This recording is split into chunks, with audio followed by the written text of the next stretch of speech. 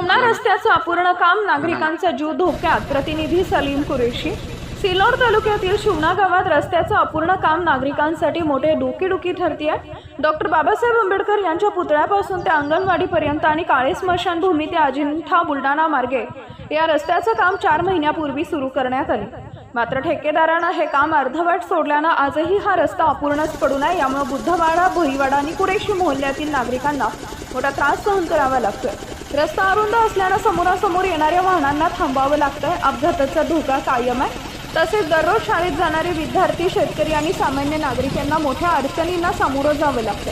पावसाळ्यात या रस्त्यावरील परिस्थिती अधिकच बिकट बनली असून चिखलातून प्रवास करणं कठीण झालं. बजेट कमी असल्याचं कारण देत अपूर्ण काम ठेवलंय. मात्र नागरिकांच्या सहनशीलतेचा अंत होत असून प्रशासनानं तातडीनं लक्ष घालून हे रस्त्याचे काम पूर्ण करावे अशी मागणी समाजसेवक विनोद जगताप यांनी केली आहे.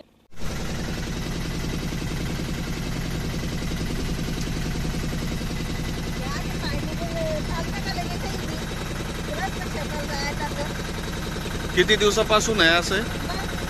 किती दिवसापासून झालेला आहे? तुम्ही इथे कुठं जाणं येणं करता? इथून रोजचं जाणं येणं रस्ता आहे तुमचं? या रोडाचं काम कसं अर्धच झालेलं आहे काय? घाणीचं साम्राज्य रस्त्यावर जायला मध्ये सोडून दिलेलं आहे. आता तुमची मागणी काय मग? असं रस्ता पाहिजे ना. इथे वापर कोण कोण करत आहे त्याचा?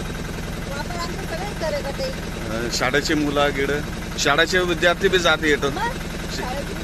आणि ते शाळेत जात होते सगळे रस्ता पाहून घ्या. घुटणे बरोबर गड्डे पडेल आहे. कोणी पाराला काम नाही. याची वस्ती करायची नहीं परेशानी हो रही को नहीं बोलना क्या क्या प्रॉब्लम हो रहा है? और प्रॉब्लम हो रहा है भाई, आने जाने का बहुत प्रॉब्लम चालू है. ये पूरे लेडीज को प्रॉब्लम है. लेडीज को जाते हैं पूरे रास्ते प्रॉब्लम मैंने बोला. पूरा गारे में भर रहे, गाड़ियां गिर जा रही है इधर से. ये मी इथे किती वेळेस गाडी पडली होती?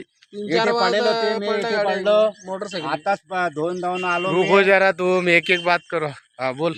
मोटरसाइकिल जा रहे इधर 2-3 बार गिरे गड्ढे में गिरे थे. वो गड्ढा बहुत बड़ा है यहाँ का. होगा ये रोड बनला था ना. अरे रोड काय बना भैया, ये मुरुम झाल्या पुढं टाकलेला मुरुम. ते तिथे टाकले 2 टिरपा, ते तिकडे टाकले, तू उलटी टाकले 2-3 टिरपा टाकले. एक लोक काही दिसत नाही. बोला, सांगा तुमचं अडचण काय? मी अडचण म्हणजे माझ्या